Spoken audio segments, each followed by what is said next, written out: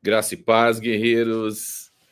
Muito legal, estamos aqui hoje celebrando 5 anos de Descortinando o Adventismo, volume 1, com meu amigo hoje, Wagner Olmos. É uma série de lives, né, pessoal, que a gente está realizando. Ontem foi com o César Cavalcante, foi muito legal, tá?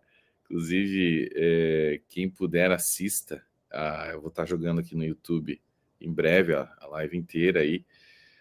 Foi bem legal. Falamos sobre o Rodrigo Silva e outras coisas, outras cositas más. Fizemos também a primeira live dessa série com o Rodrigo Custódio, tá? Iniciamos com ele, foi muito bacana. Depois com o pastor Elias Soares. O cara é um cabeção, né? Aquela cabeça dele guarda bastante coisa, uma biblioteca ali. Foi bem legal também. E hoje com o Wagner, amanhã com o pastor Jamierson de Oliveira. Assim, tá bem bacana. É legal, assim, eu creio nisso, em a gente comemorar datas, assim, no sentido de olhar para trás, né, e demarcar, assim, olha, aconteceu isso 5 anos atrás, a gente iniciou esse trabalho e a gente está aqui, né, hoje relembrando e celebrando, né, tudo que aconteceu até aqui. Então, assim, foram até agora milhares de vidas ali libertas, para honra e glória de Deus.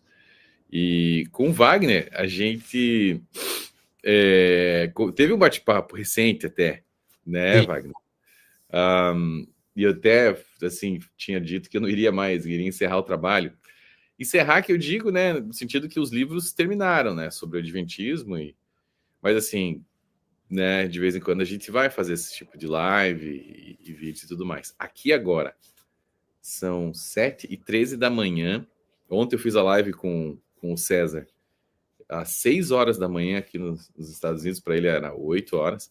Então, no Brasil, aí para você, agora, 9h15 da manhã, 9h14 da manhã, e aqui para nós, 7h14. O Wagner também está nos Estados Unidos. E eu queria iniciar esse bate-papo perguntando para o Wagner como é que ele está, como é que estão as coisas, a família, ministério, como é que Amém. tá Cara, tudo aí? muito bem, graças a Deus, né? Passamos um momento difícil aí no fim do ano passado, questão de saúde, né? E a gente está se reestruturando, digamos assim. Então, dei uma paradinha em algumas coisas, dando uma reestruturada. Graças a Deus, encontrei uma igreja saudável, estou muito contente participando do vocal da igreja, uma coisa que eu gostava, né? De cantar, então a gente está ali participando e ajudando. Também não abandonei o ministério aqui e estou sempre acompanhando essa luta, né? A luta de você, Rodrigo e outros com relação ao adventismo. E na medida do possível a gente participa também. Cara, eu estou muito contente de estar aqui, estar fazendo parte, porque eu sou uma pessoa que fui alcançado pelo teu trabalho. Quando eu Glória a digo Deus. alcançado, é assim, é até um ponto que a gente vai conseguir atravessar. Você fala um pouco no primeiro livro, que é a dificuldade que o ex-adventista sofre no momento em que ele se encontra com uma verdade. Eu digo para aqueles que despertam, né? E é uma dificuldade de tu te encontrar completamente sem rumo, né? Uhum. E por mais que Deus possa estar te mostrando ali, te revelando que de fato aquele não é o caminho correto, muitas vezes você fica numa dúvida existencial sobre, tá, mas e agora, né? A minha vida inteira eu estava aqui dentro, e agora como é que eu vou trilhar o meu caminho, né? Uhum.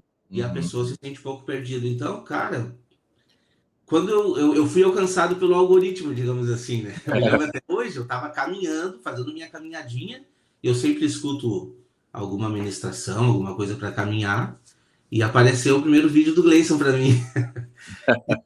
Cara, o que é isso? Exatamente o que Deus me mostrou, tá, sabe? Exatamente igual, sabe? E eu tava naquela expectativa de assistir o próximo, mas é em 3 dias, galera. E aí eu, 3 dias, eu quero ver amanhã. É Então isso. foi assim, cara. E tá aqui hoje, ter feito todas essas conexões com você, com o Rodrigo e outros pastores, cara, para mim tem sido magnífico. Então estou muito contente. Muito obrigado pelo convite, por estar aqui. É isso, mano, é uma honra, um prazer. Então, ontem eu estava falando com o César, né, e até comentei da Débora, porque ele não sabia do trabalho de vocês, assim, no sentido de que vocês abraçam o ex-adventista, né, Uhum. dentro de um grupo ali do WhatsApp, e eu acho tão legal, porque tem até departamentos, assim, acho que no da Débora, acho que no teu também, Tem, mais departamentos, né, de escatologia, departamento de vamos evangelizar, explicar o evangelho para esse cara aqui, apoio emocional, né? Então virou um negócio tão bem organizado ali. Eu fiquei assim impressionado. Falei, nossa, olha como que Deus trabalha, né? Porque uma das coisas que o César me perguntou ali, ele falou, tá, Gleison, mas você saiu da igreja e você passou a frequentar qual igreja? Eu falei, cara, na hora, nenhuma. Fiquei 1 ano só sendo curado por Deus, né? E eu sei que os pastores, eles não entendem muito isso, mas que nem você, olha só, você encontrou uma igreja saudável agora. Agora, 10 anos depois, 12 anos depois, Luiz. Exato. Porque o sectário, ele tem uma tendência, quando ele sai da seita, ele tem uma tendência de cair de novo numa outra seita. Uhum. E eu me liguei disso, entendeu? Eu falei, peraí, deixa eu cuidar aqui, vamos com calma. Eu não quero entrar em nenhum outro lugar assim com pressa, né? Porque eu não quero cair num outro problema, entendeu? Mas, ao mesmo tempo, eu entendo os pastores, porque eles acham, pô, o cara vai ficar desigrejado, aí começa a enfiar, né, entrar minhoca na cabeça dele, já... E, de fato, pode acontecer. É necessário um apoio ali espiritual, pastoral, para o cara não virar um satanista, não virar um doido, entrar na nova era ali e tudo mais. No meu caso, eu tinha vários amigos pastores, né? Que estavam me apoiando. Então é diferente, tá? Foi um pouco diferente. Mas Deus trabalha diferente com pessoas diferentes, né? Sim. Então, comigo foi assim. Mas, brother, eu queria, assim... Eu acho que é um assunto muito importante no Adventismo. Assim, o volume 1, gente, tá? Para quem não conhece o trabalho, eu vou mostrar aqui. Inclusive, falei com o César ontem, falei que os 3 volumes... Esse aqui é o volume 1, capa dura, edição especial. É o único... Ó, o Wagner tem a edição normal. É o único que eu tenho aqui, acabou. Aqui nos Estados Unidos não tem mais. Esse aqui é o único meu, né? Só guardei um para mim, né? Mas nos Estados Unidos acabou. O volume 1, a gente fala principalmente sobre o juízo investigativo, que é a espinha dorsal do Adventismo, é assim, a razão de existir da igreja. Então a gente focou muito, são 200... Esse livro tem 480 páginas. Dessas 480, 200 páginas são só para falar sobre o juízo investigativo, tá? Então, ali no volume 1 eu falo muito sobre o juízo investigativo, falo sobre a minha experiência ali, o meu relato, testemunho, como que eu saí, né, da igreja, o que aconteceu. Eu falo sobre... eu tenho um capítulo que eu falo assim, ó, o grande conflito é entre o reino de Deus e a religiosidade. Tá? A gente, né, fala sobre isso, a gente fala sobre as características de uma seita, a gente fala sobre o estado dos mortos, a tricotomia do ser, quem é o Jesus da Igreja Adventista. Então, é um livro bem completo. É esse volume aí que a gente está celebrando 5 anos, né? Esse aqui, gente, é sobre o sábado, tá? Só sobre o sábado. E o decreto dominical. Então, é bem bacana também, tem 365 páginas. E o volume 3, tá? O último volume, bem grosso, tem 544 páginas, só sobre Ellen White, tá? Então, aqui a gente entra arregaçando aqui sobre Ellen White. Então, assim, os 3 volumes eu estou vendendo até o final desse mês um combo por R$100 no meu canal. R$100, tá bem barato. No meu canal, não, no meu site. E só que isso vai acabar a partir, porque assim, eu estava ofertando, né? Isso aí, porque realmente com o tempo fica pesado. Você tem aí os 10. Legal. Olha só, o 1 e o 2, tá, beleza? O 1 é médio, o 2 é um pouquinho mais fininho, porque tá falando de um assunto só. Tá? Olha a grossura do 3 aqui. E o Gleison conseguiu manter o preço para os 3. O preço é igual. E até o César falou ontem, né? Como é que você consegue fazer tão barato?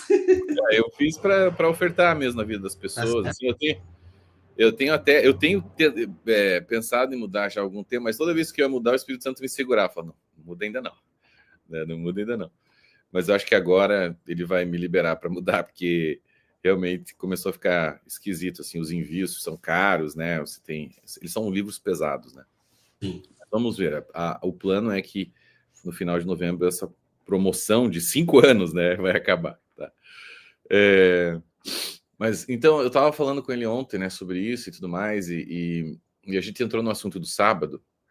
O sábado ele está no volume 2. E quando a gente fala de sábado, a gente fala de escatologia, porque a Igreja Adventista ela crê, né, que o sábado é o selo de Deus e que o domingo é a marca da besta, né? E assim, isso é um problema óbvio, bíblico, teológico, mas também social e psicológico, que eu estava falando isso com o César ontem. Por quê? Porque ele olha para o evangélico, o adventista olha para o evangélico e ele crê que aquele cara, se ele não se juntar a ele no futuro, ele vai querer matar o adventista, né? E assim, claro que escatologia é um negócio assim meio difícil, né, de interpretar corretamente, porque são tantos simbolismos e tantas coisas. Mas uma coisa a gente tem certeza: o sábado não é o selo de Deus e o domingo não é a marca da besta, tá? Isso está claro na Bíblia. Então, assim, isso não é um problema para ninguém, é só para o adventista mesmo. Mas, Wagner, que queria, assim, como a tua especialidade é escatologia, tá? E depois, se você quiser também perguntar para mim sobre os livros, fica à vontade, mas eu queria entender, assim, mano, de ti, né? A ordem, porque a ordem dos fatores é algo bem difícil de entender. Inclusive, o César é um cara pós-tribulacionista, ele era prévio, pós, tal, aí você tem o meso, não sei o quê, aí falando, né, milênio, você tem uma milenista, enfim, tem tantas ramificações ali de entendimento, né? Você tem a questão das taças, enfim, das trombetas, toda aquela sequência, né? E da tribulação, da grande tribulação. Então, assim, vamos tentar entender esse negócio. Eu sei que a gente não tem muito tempo, né, hoje, mas depois a gente até pode fazer talvez uma série sobre isso, acho que vai ser legal. Mas, assim, vamos tentar entender, tá, a tua visão, né, da ordem dos fatores, tá? Por exemplo, para você, tá? Em que momento a gente está agora, e a gente pode falar ali de Mateus 24 e tudo mais, em que momento a gente está agora, né? Para onde a gente está indo, na tua visão, quais são os próximos acontecimentos, né? E aonde que o adventismo se encaixa nisso, né? E assim, por que eles estão tão errados, né? Inclusive na questão do milênio, porque eles creem que o milênio vai ser no céu, e não tem nada a ver. Na verdade, eles jogam o milênio no céu porque eles têm que jogar o milênio no céu. Tem que porque a Terra está vazia, segundo eles, entendeu? Até porque, tipo assim, você tem a questão do sono da alma, você tem a questão, né, de várias situações ali que quando você muda a imortalidade da alma, joga para a mortalidade da alma, para o sono da alma, você não consegue encaixar as coisas no adventismo, com o milênio sendo aqui na Terra, você não consegue. Por isso que eles são forçados a fazer isso. Mas vamos lá, explica para nós, Wagner, como é que você enxerga tudo isso e aonde é que a gente está, para onde a gente está indo aí na escatologia? Claro, cara, eu quero começar pelo adventismo, tá? E eu vou te mostrar o porquê. Assim, ó, quando um adventista desperta, são vários quesitos, nem todo mundo desperta da mesma maneira. E casualmente eu e você, despertamos do mesmo ponto, que é estudando o livro de Hebreus. E aí, ali a gente viu um contraste, uma diferença muito grande entre o que está escrito e entre o que o adventismo prega, né? Aí eu pensei assim, bom, peraí, mas tem muito mais coisa por trás aqui. O livro de Hebreus, além de estar apresentando para a gente todo um contexto transitório entre alianças, ele também está realmente analisando aqueles rituais de festas e toda aquela transição do que acontecia e a representatividade daquilo. Ele está nos apresentando isso, entendeu? É como se o escritor ele desenhasse para a gente ali, por exemplo, o capítulo 9, mostrando, olha, no primeiro compartimento acontecia isso, no segundo acontecia isso, entendeu? Então agora isso tudo é uma sombra, porque o nosso Cristo entrou no Santo dos Santos, de uma vez por todas, ao invés do sacerdote que entrava uma vez por ano. Tudo isso a gente precisa meditar e absorver, entendeu? Agora, o que me pegou com toda essa informação foi entender de que o seguinte, bom, se tudo aquilo era sombra e o meu Senhor entrou no Santo dos Santos, a representatividade do sumo sacerdote saindo, de fato, é a volta de Cristo. De fato é. Aí, cara, na hora já me virou um estalo assim na cabeça. Eu disse, bom, o que eu pensei naquele momento ali, analisando toda aquela história ali, eu pensei, bom, o Adventismo, na sua origem, como o Guilherme Miller pensou e estruturou, ele não estava de todo errado. Porque o pensamento dele foi o seguinte, bom, Jesus vai voltar quando terminar as 2.300 tardes e manhãs. E eu concordo 100% com ele. Em um dos pontos, a gente até já conversou sobre isso, de que tem aí dois tipos de interpretação. Uma que vai levar para o lado histórico, que aconteceu de fato em tipo Epífanes, e uma outra ramificação que te faz a entender que realmente é a volta de Cristo. O fim daquela matemática, entendeu? O fim daquela matemática. Existe Então, o desdobramento, né? o desdobramento. Então, assim, ó, na hora me veio, não, para que a matemática adventista seja certa, Jesus teria que ter voltado. Se Jesus não voltou, não existe nenhuma possibilidade de 2.300 tardes e manhãs cumpridas. Nenhuma. Ah, mas não, acabou o tempo, iniciou. Não, não existe base alguma para se iniciar um juízo investigativo. Não existe base alguma. Você pode estudar questão de julgamento na Bíblia, que está contido lá em Apocalipse 20, Apocalipse 21, vai mostrar todo aquele contexto, você não vai ver um contexto de juízo acontecendo antes. Não tem como você encaixar em hipótese alguma. Esse é o primeiro ponto. E o segundo ponto é quando você analisa a profecia em questão, você vai ver uma parte muito importante ali sendo apresentada, que é a questão de que tudo aquilo iria acontecer ao último tempo da ira. O quê? O desdobramento dela. E a conexão entre 2.300 tardes e manhãs e 70 semanas, ela é válida. Mas como que ela é válida? Com a posição de você encaixar o que está apresentando ali. E, por exemplo, está apresentando ali, sim, sobre sacrifícios interrompidos. Aí a pergunta que a gente precisa fazer para o adventista é o seguinte: que sacrifícios interrompidos foram cessados em 1844? Foram aniquilados ali? Nenhum, não tem nada a ver com isso, porque não existia mais sacrifício. E isso tudo está apontando nas 70 semanas também. Então, são aspectos que a gente precisa realmente estudar. Eu acho que a gente não vai conseguir trazer esses pontos aqui nessa live hoje, com certeza, mas é importante da gente meditar. Só um pouquinho, Wagner, porque agora...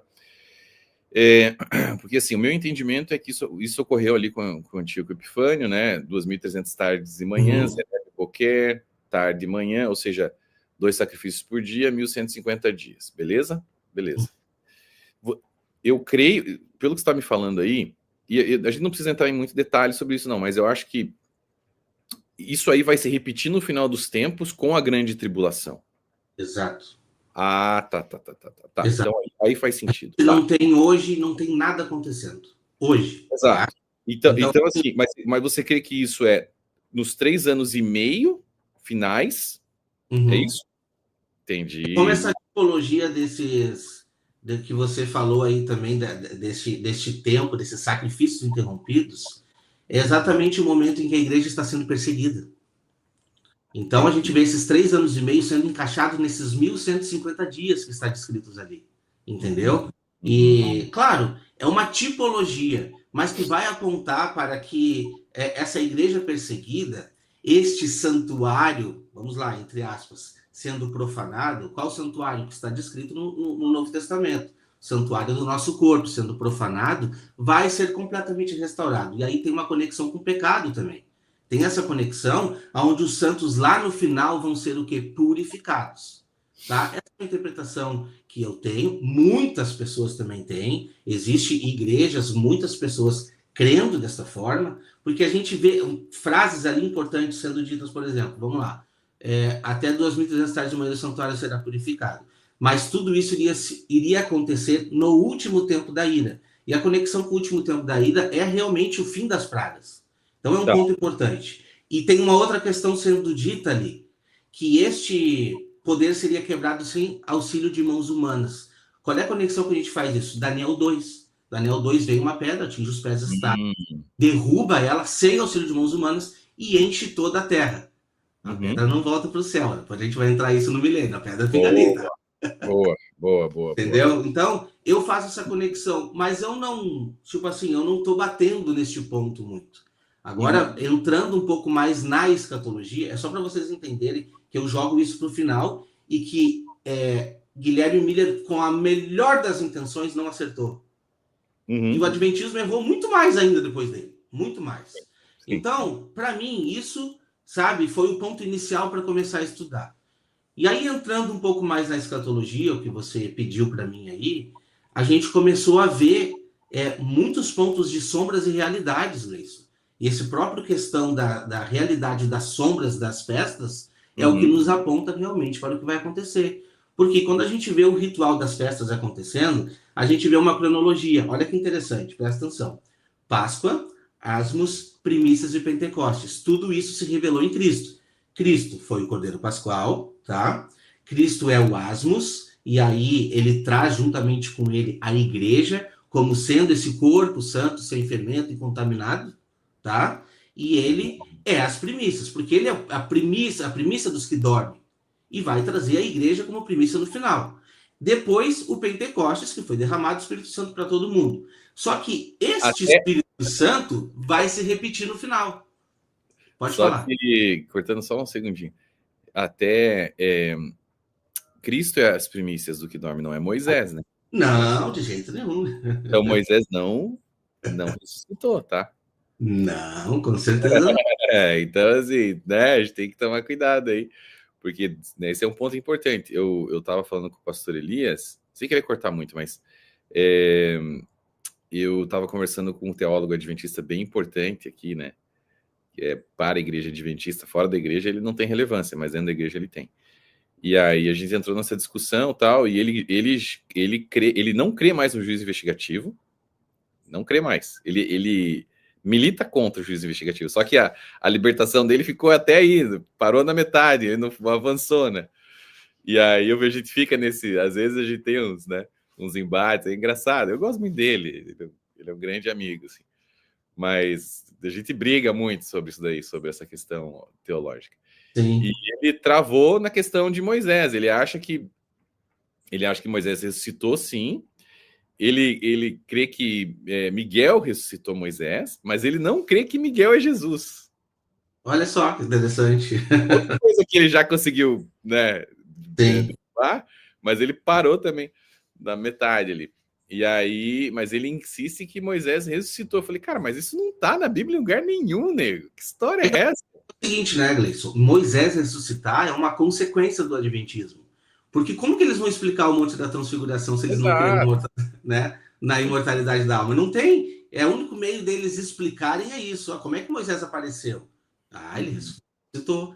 Então, mas é por isso que um erro para justificar o outro, entendeu? Com certeza. Aí, né, o mundo sectário, você cobre a cabeça e descobre os pés, né? Exatamente.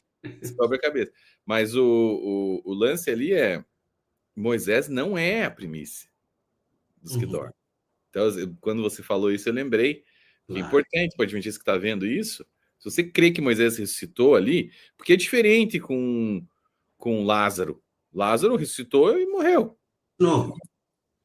Nós estamos falando de uma ressurreição de glorificação. É isso que nós estamos falando. Corpo glorificado. E quando que isso vai acontecer? Daí a gente vai lá, 1 Coríntios 15, vai dizer, Cristo, as primícias depois os de Cristo na sua vinda. Quando? Quando tudo isso for unificado, quando a igreja tiver o corpo glorificado, assim como Cristo.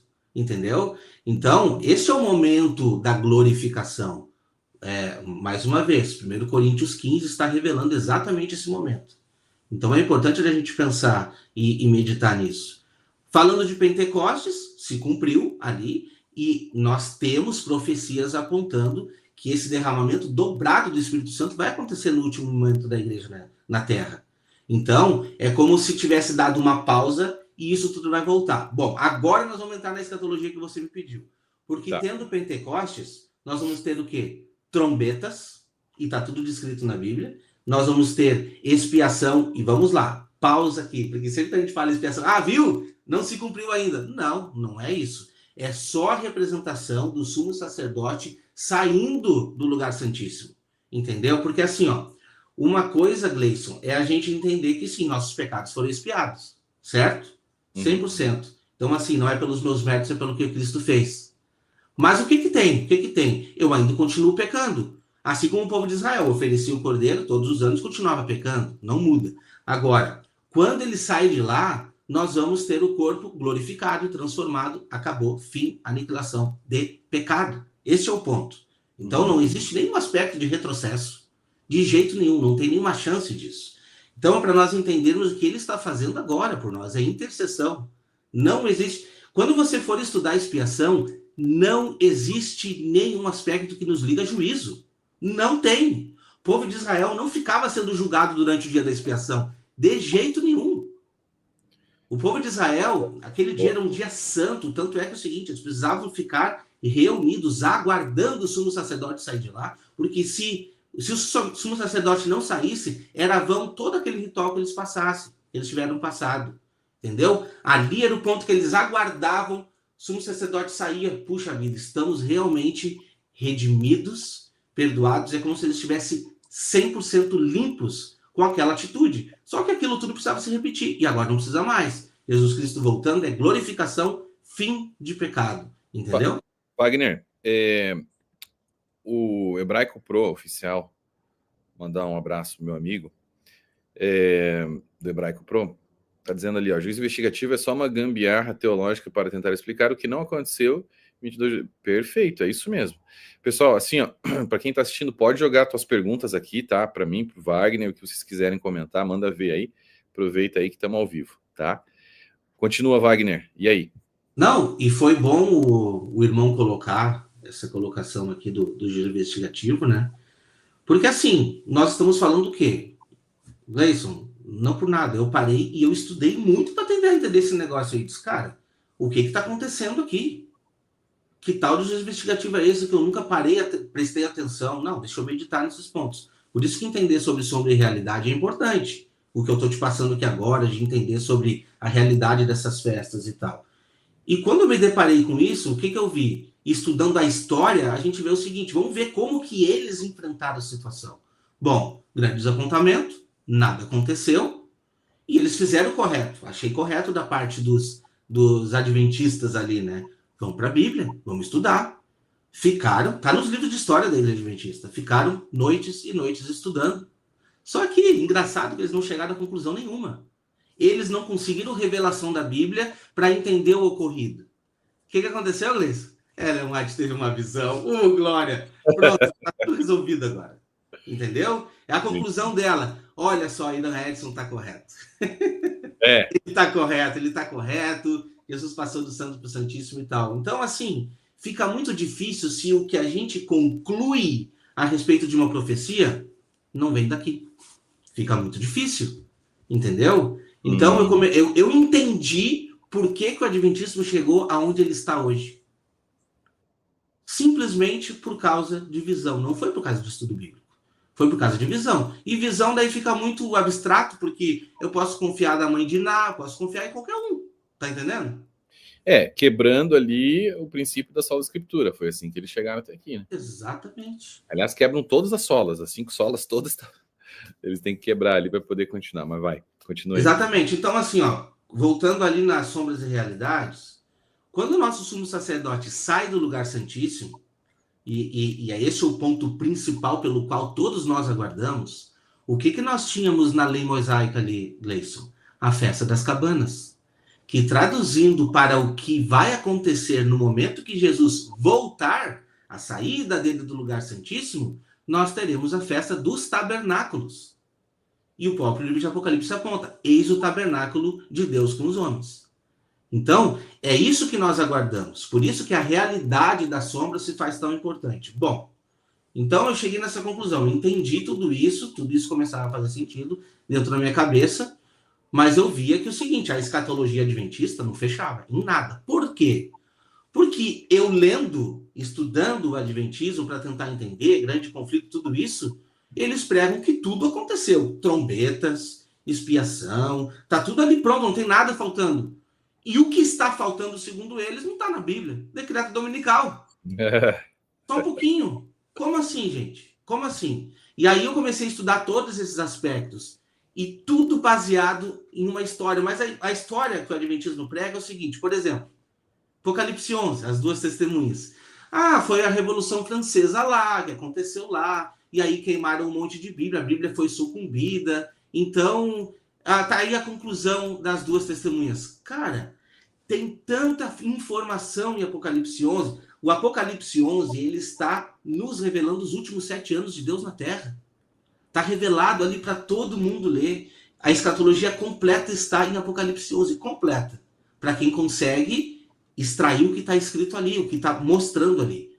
Entendeu? Mostra a perseguição, mostra a grande perseguição, mostra o trono da besta, mostra o anticristo reinando durante os 3 anos e meio, né, conduzindo essa grande perseguição. Mostra Jesus voltando, mostra a ressurreição, tudo em Apocalipse 11. Como que eu vou reduzir tudo isso a uma Revolução Francesa e a Bíblia sendo sucumbida? Não nos traz revelação nenhuma. A interpretação adventista não nos revela nada, entende? Então, se eu pudesse resumir esses, como você me pediu, esses últimos tempos de Deus na Terra, eu comecei exatamente por Jesus Cristo em Mateus 24. Boa. Porque chega uma pergunta para ele, e são os discípulos perguntando: Jesus, quando que serão essas coisas? Quais são os sinais da tua volta e do fim do mundo? Entendeu? E Jesus começa a discorrer ali. Haverá, né, fome, terremotos, tudo isso. Mas tudo isso é o princípio das dores. Agora, quando ele chega em Mateus 24:15, aí ele chega um pouco mais pesado. E aí ele nos faz meditar. Quem chega ali e não consegue abrir a mentalidade para meditar no que está sendo escrito, está perdendo todo o contexto da revelação. Porque ele fala assim, quando virdes a abominação, né, sendo instaurada no lugar santo, e entre aspas está ali, mas eu creio que foi Jesus que deixou aquele entre aspas, de dizer o seguinte: quem lê, entenda. Quando ele fala quem lê, entenda, gente, é para nós entender o que está escrito aqui. Então fuja. Eu não posso pegar isso, exatamente como diz o grande conflito no capítulo 1, eu não posso pegar isso e trazer para o momento histórico aonde os judeus foram sucumbidos ali no ano 70. Eu não posso. Por que eu não posso? Aí que vai chegar na questão que quando a gente entende a grande interpretação do adventismo, a gente vê que está completamente fora. Porque ali, quando ele fala quem lê, entenda, ele te traz a refletir em todas as coisas que estão acontecendo e vai apontar a grande tribulação. Só que no final da grande tribulação, quando ele mostra ali, a igreja vai passar por esse momento, já estou trazendo aqui já uma pergunta para quem não acredita, a igreja vai passar por esse momento, quando chega lá no final da grande tribulação, ele fala assim, logo depois da tribulação daqueles dias, o sol se escurecerá, a lua não dará mais a sua claridade, as estrelas cairão do firmamento. Então se verá no céu o sinal da volta do Filho do Homem, vindo com poder e glória. Só que a senhora Ellen White diz que as estrelas já caíram, que o sol já perdeu a claridade e a lua também já escureceu. A pergunta que eu faço para o adventista que interpreta assim é: cadê Jesus? Mais um grande desapontamento? Para mim, não. Eu continuo aguardando. E tem outro detalhe, tá? A igreja pega e diz que os 1260 anos da grande tribulação já aconteceram, Gleison. Mais uma vez a pergunta: cadê Jesus? Cadê Jesus? São 3 vezes perguntados para a igreja adventista. Primeiro, nessa interpretação do sol, lua e estrelas. Segundo, 1260 dias, que são anos, e Jesus não voltou. E 2.300 tardes de manhã, Jesus não voltou. Então, assim, eu estou 3 vezes decepcionado? Não, eu preciso parar, sentar e estudar. E eu vi que essas coisas não aconteceram ainda. Entende? Então, assim, irmão, infelizmente eu vou dizer, para quem acha que não, tá tudo maravilha, só estamos aguardando o decreto dominical, não, tem trombetas a tocar. Volte para o Apocalipse para entender.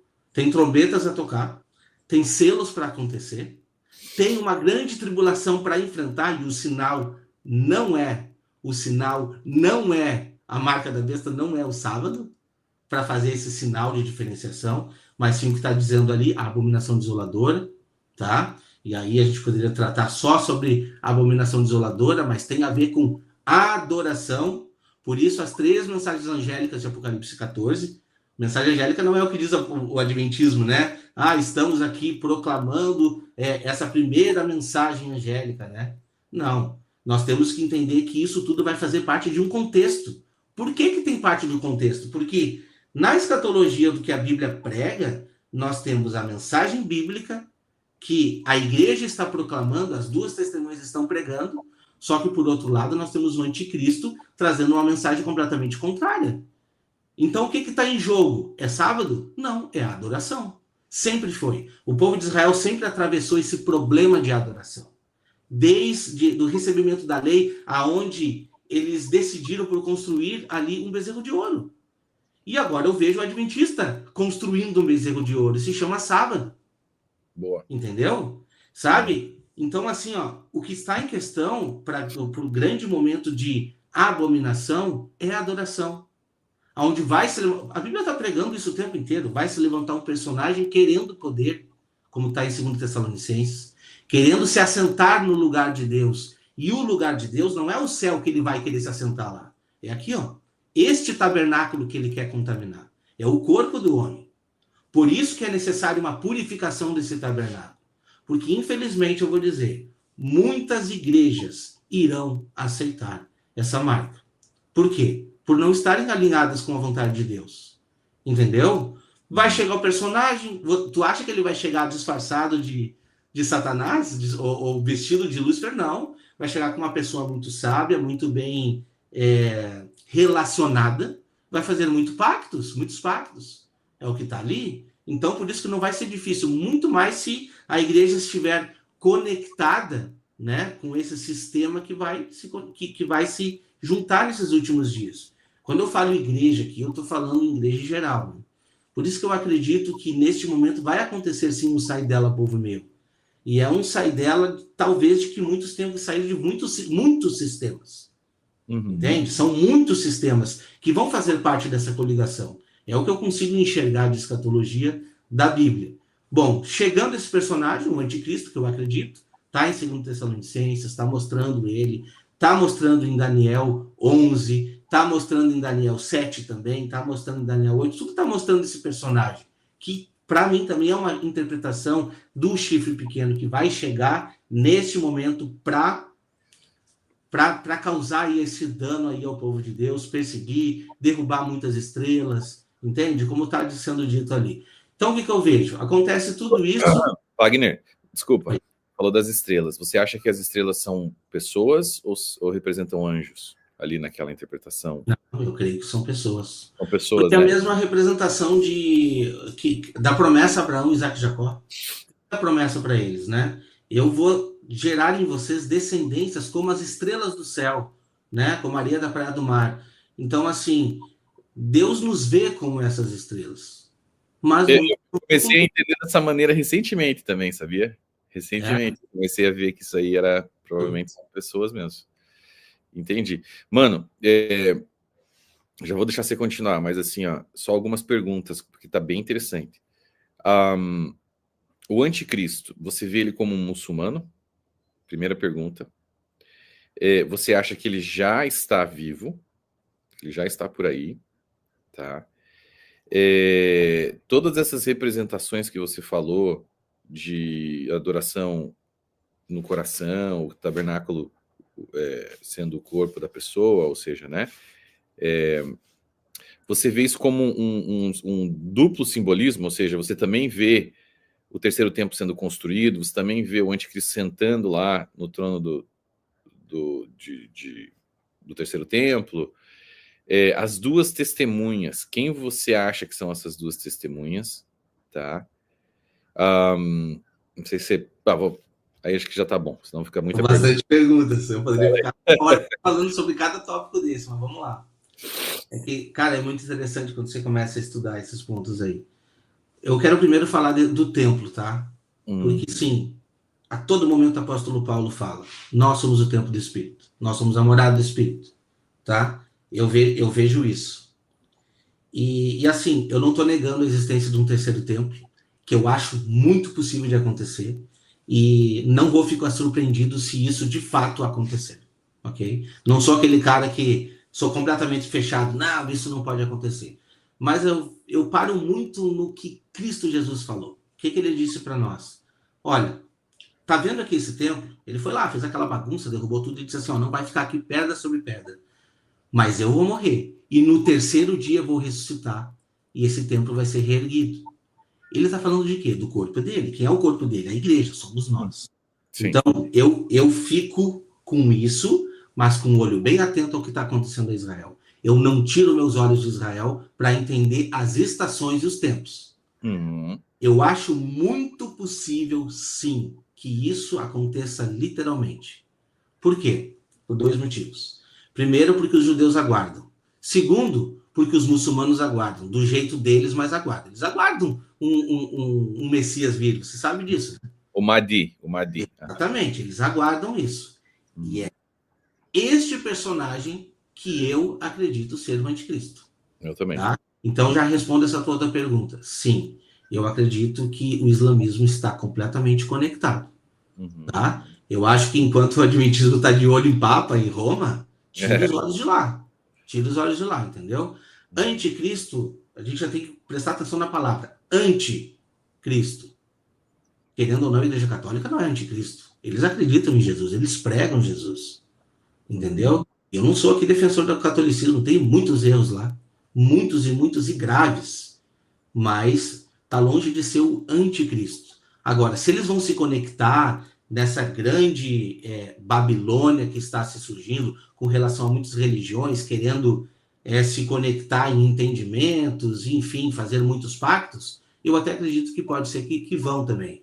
Mas... Eu creio que o Papa é o falso profeta. É o que eu creio. Tá? Eles estão completamente conectados neste ponto, entendeu? Porque a pessoa que requer adoração ou se levanta como sendo filho de Deus já está completamente errado.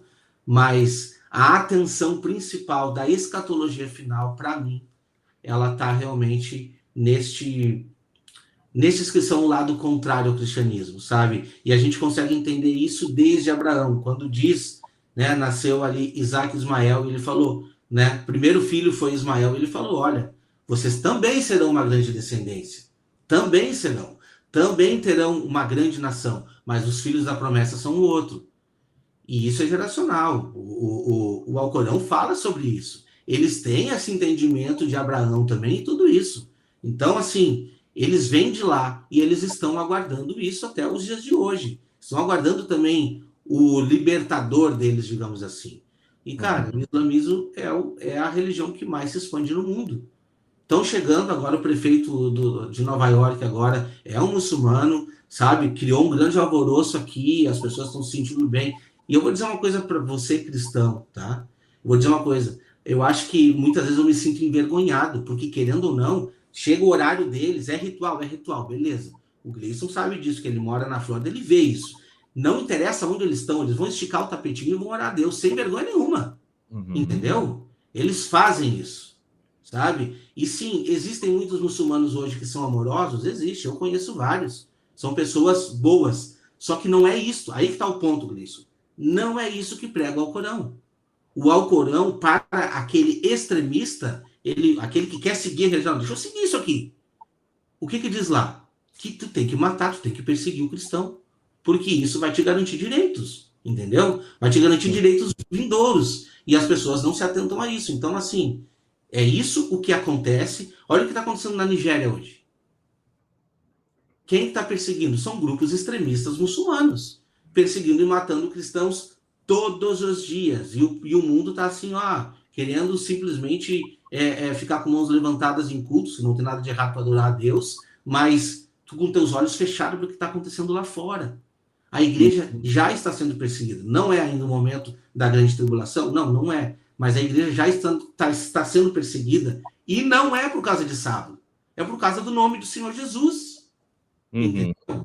Então, enquanto nós estamos preocupados em defender a nossa placa institucional, a agenda está acontecendo, meu filho. Está acontecendo há muito tempo ali. E nós precisamos estar atentos a isso, entendeu? Por isso que a gente, voltando agora para a escatologia, a gente vê que todo quesito que vai apontar essa grande tribulação é a adoração, Gleison.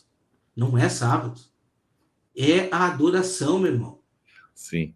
Tá, mas vamos lá, Wagner. E a gente tem, acho que mais uns 15 minutos aqui ainda. Uhum. Então, você crê que o momento que a gente está agora, assim, o anticristo, você crê que ele já está vivo, ou não? Não, eu seria muito. Eu seria muito Guilherme Miller se eu afirmasse isso. Eu não vou afirmar de jeito nenhum. Você Eu não não, sabe, então não, você não tem certeza, né? não sei. Tá, Mas eu então, acredito que vem de lá, tá? É isso que eu digo. tá. Então, a gente não entrou ainda na tribulação, né? Os 7 anos não se iniciaram, até porque isso é o que você crê, certo? Que os 7 anos ainda não se iniciaram. Tá, aí você crê que a igreja passará por toda ela, os 7 anos, a igreja permanece aqui, certo? Aí, sim, beleza. Aí a gente entra em Apocalipse 11. Sabe por Tá. quê? Porque ali divide os tempos certinhos, tu sabia? O Uhum. Apocalipse 11 apresentam duas testemunhas. E para você entender quem são essas duas testemunhas, tu precisa ler todo o contexto. Quando você vê o versículo 3 e o 4, vai dizer o seguinte: estas são duas oliveiras e são dois castiçais que estão diante do Senhor de toda a terra. E Tá. quando a gente vai lá para o Apocalipse, Gleison, está sendo descritas 7 igrejas do Apocalipse, ali apresentam duas igrejas que não têm repreensão, são igrejas irrepreensáveis perante Deus, ok? Quem são? Esmirna e Filadélfia, ok? Bom, eu não estou querendo trazer vocês para chegar a entender quem é Esmirna e Filadélfia, não. Mas quando a gente vê essas duas oliveiras, nos leva a Zacarias 14. Lá em Zacarias 14, está apontando que estes são os verdadeiros israelitas. E essas duas oliveiras está nos levando também para Romanos. Romanos vai nos apontar que nós somos as oliveiras enxertadas naquela oliveira. Então, assim, as duas testemunhas é um povo que Deus está levantando para anunciar esse evangelho nos últimos dias. São Tá. pessoas que, naquele momento, já foram seladas aqui para iniciar esses 7 anos e eles vão começar essa pregação. E ali em Apocalipse 11 vai dizer que quando eles tiverem atravessado 1.260 dias de pregação, que são exatamente 3 anos e meio, na metade, a besta que surge do abismo peleja contra elas, devora elas e mata elas. Só que esse matar não é um matar instantâneo. Ela vai matando durante os 3 anos e meio de perseguição. Isso está em Apocalipse 11. E quando chega no fim deste tempo, tá? Quando se cumprirem os 3 anos e meio, essas duas testemunhas ressuscitam. Todo mundo vê elas ressuscitando. Todo mundo vê elas indo aos céus em grande glória. Então, esta é toda a trajetória. Primeiros 3 anos e meio, elas pregam com poder, como está escrito, sem serem interrompidas. De modo que elas têm poder para derramar todas as pragas, aí já nos faz entender o que está acontecendo ali, as pragas são derramadas. Elas têm poder para que não chova durante o tempo da pregação, durante os 3 anos e meio. Elas têm poder sobre tudo isso. É grande poder, sem que o anticristo possa interferir, sem que ninguém interfira. É uma grande perseguição durante os 3 primeiros anos. Depois, nos últimos 3 anos e meio, elas são perseguidas e mortas. Depois que acabar esse tempo de testemunho. Entendeu? Uhum. Então você não crê que são duas pessoas, tipo Elias, Enoque, Elias, Moisés? Não tem vazamento para isso. Elas vêm sim. O texto aponta, por exemplo, o texto aponta os 3 anos e meio como o próprio Elias, que tinha este poder, né, que ele teve o poder Parar de chover. de parar de chover, e o texto aponta isso, e fala também de Moisés, que tinha o poder sobre toda sorte de pragas. Por quê? Porque está mostrando como que vai ser o poder dessa igreja nos últimos dias, mas não que são duas pessoas que vão voltar aqui, de jeito nenhum. Representação de um povo que está pregando, entendeu? Tá. Então, eu vejo isso. Então as pragas ali vão cair nesses primeiros 3 anos e meio, né? Não, essas pragas não atingirão o povo de Deus, são só os ímpios, certo? Uhum. Isso está escrito aqui, tá? Uhum, tá. Está escrito em Apocalipse 7. Por quê? Porque está escrito assim, ó, na primeira trombeta: não danifiqueis as árvores, não danifiqueis os rios, os mares, nem folha, nem relva, nem nada, não danifiquem nada, até que nós venhamos a selar o povo do nosso Deus. Então acontece o selamento antes, para que essas não sejam atingidas por isso que vai acontecer. Entendeu? Está escrito ali. Então, é isso que eu entendo. Por isso que não atinge a igreja. Tá, então, muito bem. Então você tem as pragas, as trombetas e os selos, né? Isso aí é tudo junto? Ou como que você alinha tudo isso? Ocorre nos 3 anos e meio iniciais? Vão para os 3... Vai acontecendo. Eu entendo que vai acontecendo durante os 7 anos, não só durante os 3 anos e meio. Tanto as pragas quanto os selos vão acontecendo, né? Tanto que a última trombeta é a volta de Cristo. Quando tocar a última trombeta, tocou a última trombeta, Jesus está aparecendo, entendeu? Tá, então vamos lá. O povo de Deus começou a pregar ali com grande poder esses 3 anos e meio iniciais. O anticristo se manifesta na metade dos 7 anos. Exatamente. Ele já está durante os 3 anos e meio fazendo os pactos. Aonde a gente vê isso? Daniel 11. Está lá dizendo exatamente a sequência. Mas ele está bonzinho ainda. Ele ainda está bonzinho. Ele ele está bonzinho, fazendo pacto, fazendo alianças, entendeu? Por isso que Daniel fala ali, aqueles que forem contra a aliança, entendeu? Muitos pactos estão sendo formados. É isso que está acontecendo durante os primeiros 3 anos e meio. Está bonzinho. Está bonzinho. Né?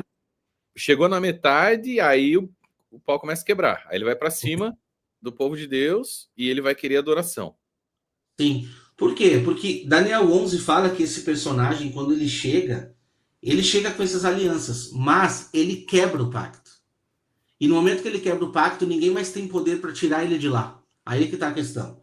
E aí ele, tipo assim, inverte tudo e vai contra os violadores da aliança. Ele vai completamente contra.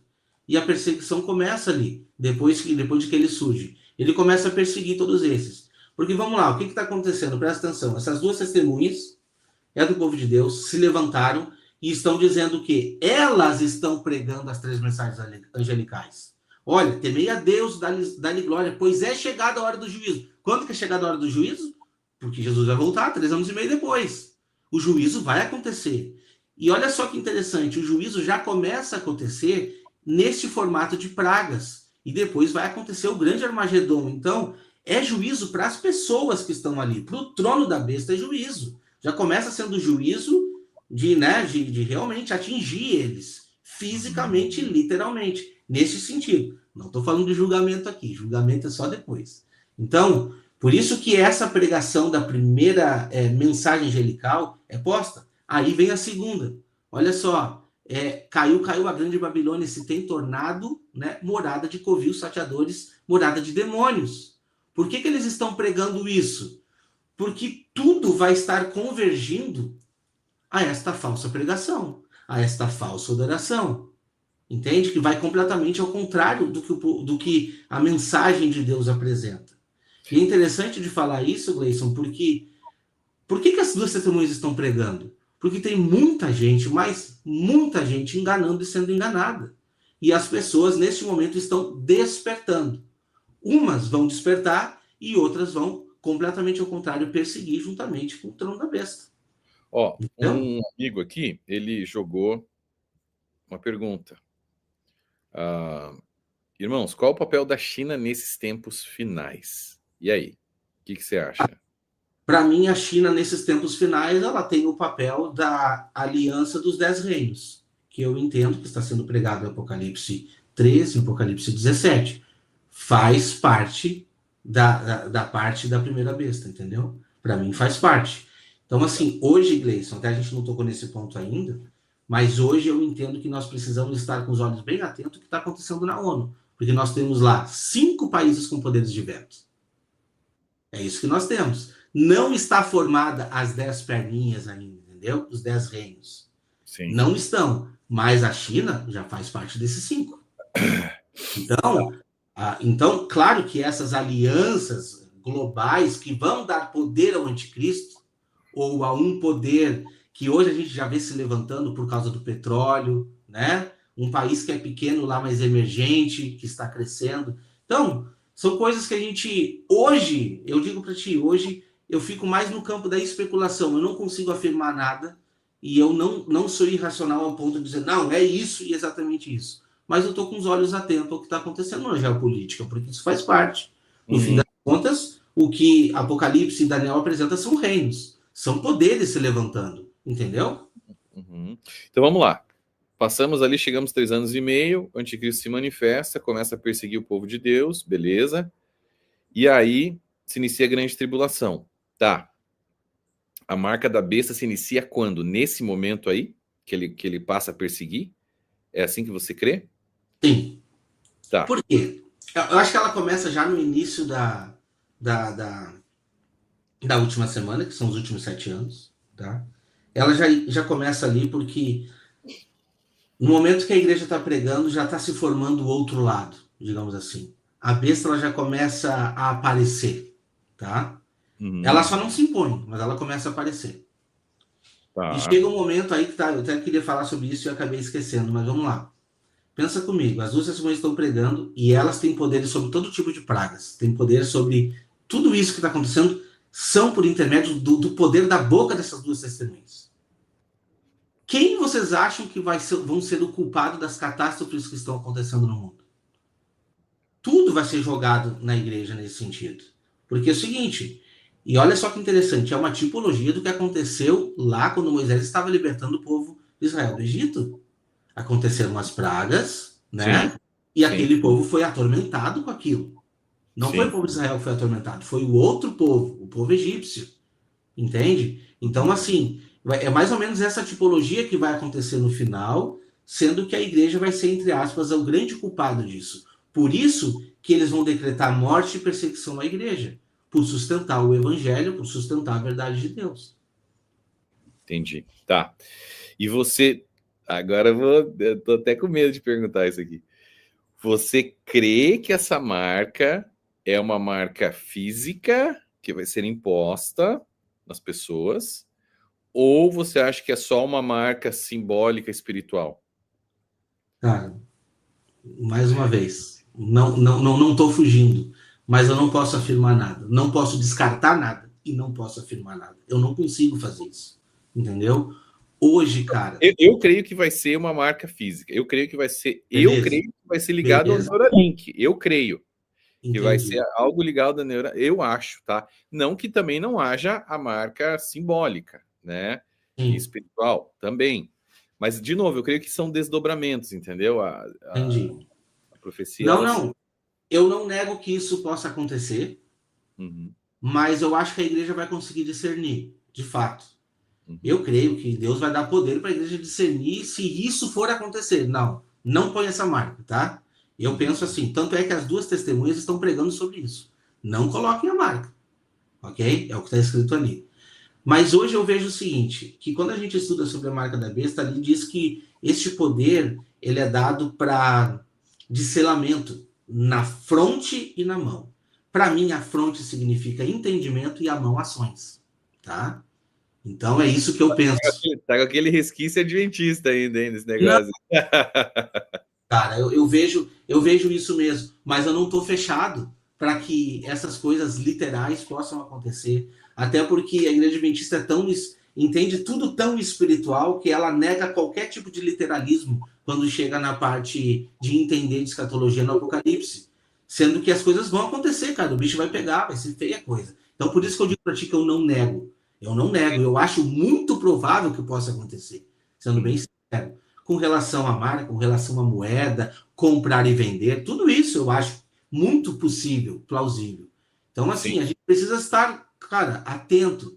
Eu acho que no momento certo Deus vai revelar sobre isso. Mas o que mais me pega, onde eu mais me fixei, realmente foi no quesito adoração, Gleice. Entendeu? Porque é esse o ponto que o adventista, e isso me dói por dentro de falar, tá? Porque eu creio que, infelizmente, muitos, quando essas coisas estiverem acontecendo, vão estar nem aí. E vão perseguir ainda. Por quê? Porque eles não estão aguardando este tipo de marca. Eles estão esperando um decreto dominical, cara, que não está na Bíblia. Entendeu? Enquanto o povo de Deus vai estar apresentando, gente, o caminho que vocês estão seguindo está errado. Eu acredito que sim, um pinguinho disso. Nós estamos fazendo aqui hoje, tá? Um pinguinho disso. Um pinguinho disso, outras pessoas estão fazendo em outra denominação, falando com relação a costumes, falando com relação à pregação, à verdade que está sendo apresentada errada. E as pessoas estão levantando hoje bezerros de ouro e adorando um Deus falso, cara.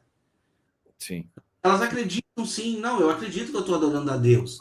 E sim, Deus vê o coração de cada pessoa individual, mas Deus pede para nós, Gleison, um culto racional, cara. O que é um culto racional? Onde eu boto o meu entendimento nas coisas que eu estou fazendo. Peraí, eu estou nessa religião aqui? Eu estou no Adventismo? Beleza. Então, deixa eu me aprofundar aqui. Deixa eu ver as minhas raízes. Deixa eu entender esse negócio aqui para ver se essa realmente é a vontade de Deus. Entendeu? Deus pede da gente um culto racional. E quando eu me determinei a fazer isso, de buscar um culto racional, Deus começou a me mostrar as coisas que estavam errado dentro da religião que eu estava. E aí chegou um momento que eu tive que tomar minha decisão, entendeu? E eu acho que cada um, no seu individual, deve fazer isso todos os dias. Por isso que eu digo para ti, Gleison, que eu não estou fechado no meu entendimento. Eu não estou fechado. Porque se eu rejeito completamente, por exemplo, o que tu acabou de me falar aqui, sabe? Se essas coisas acontecem. E aí? Como é que eu vou... Entendeu? Não, o Apocalipse, ele é um livro, né, assim, complicado. Difícil, claro. É o mais complicado. Mas, assim, a gente já tá acabando o nosso tempo aqui, mano, mas, cara, tem tanta coisa para perguntar. Quero finalizar só com o seguinte, mais 3 minutos. Muito bem, chegou ali, o anticristo se manifestou, marca da besta, aí os 3 anos e meio, a grande tribulação, parte final, complicadíssima, aí sim é pauleira, né? Pauleira. Muito bem. E depois eu quero marcar uma outra live contigo para a gente falar sobre esse período dos 3 anos e meio aqui, tá? Que é a parte mais complicada aí para o povo de Deus. Só que eu quero entender o seguinte: você disse que no final esse povo irá ressuscitar ali, que as 2 testemunhas ressuscitarão. Tá. Muito bem, Cristo está voltando, esse povo ressuscitou, encontra Cristo nos ares. Né? A última trombeta, ótimo. E aí, qual é esse período que o povo vai ficar nos ares? Certo? Uhum. Ou seja, depois desse período, o povo já desce junto com Cristo, certo? Para reinar com Cristo no reino milenar. Uhum. É isso aí? Sim. Né? E aí, o milênio acontece aqui na Terra, a gente vai restaurar a Terra. Eu creio que isso vai ser até um trabalho nosso, junto com Cristo. Sim. Restaurar a Terra.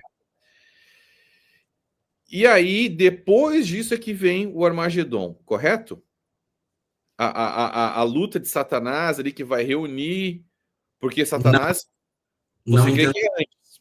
O Armagedon é o seguinte, quer ver que legal? A Bíblia tem alguns mistérios que a gente não entende, mas que quando a gente vai estudando um pouquinho mais de escatologia, as coisas começam a fazer mais sentido. Tu lembra que Daniel diz assim, em Daniel 12, diz assim, ó, bem-aventurado é aquele que faz parte, né, desta ressurreição, assim como Daniel teve. E aí ele vai dizer o seguinte, aquele que atravessa, bem-aventurado é aquele que atravessa e passou os 1260 dias, passou os 1290 e chegou aos 1335. Por quê? Nós temos esse tempo de diferença. E é exatamente nesse tempo que as coisas estão acontecendo. Porque, diferentemente do que muitas instituições pregam, eu creio, eu vejo na palavra de Deus que a igreja sendo arrebatada, isso não acaba com o que estão aqui naquele momento. Entende? Esse mundo vai ficar em trevas durante esse tempo. A igreja está encontrando com o Senhor nos ares. Enquanto isso, se cumpre o que está nas profecias de Jesus descendo. Ele desce, aí o pau quebra. Esse é o grande Armagedon. Entendeu? Porque Satanás se reúne, né, com todos esses exércitos para tentar atacar, para ter tipo essa guerra. E é uma guerra também espiritual, tá? Onde os anjos, as legiões, estão tudo ali guerreando contra Cristo. Mas isso vem passando. A Nova Jerusalém desce no final do milênio. No final do milênio, só no final.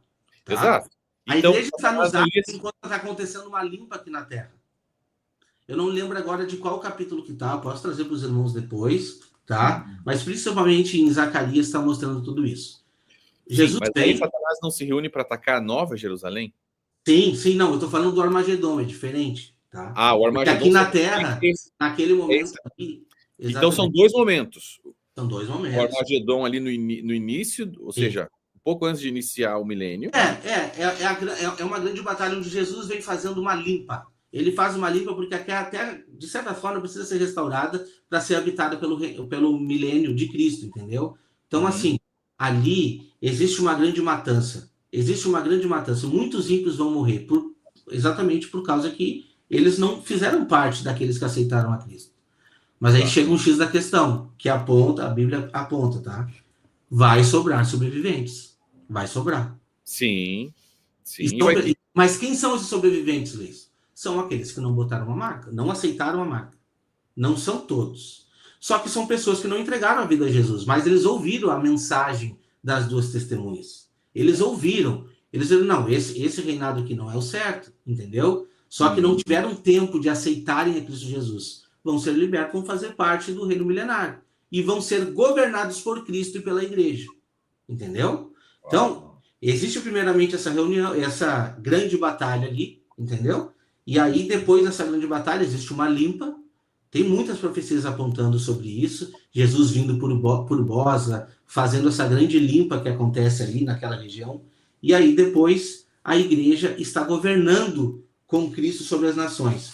E a gente vê isso como uma promessa. Está lá em Apocalipse 2, vai dizer o seguinte, ó.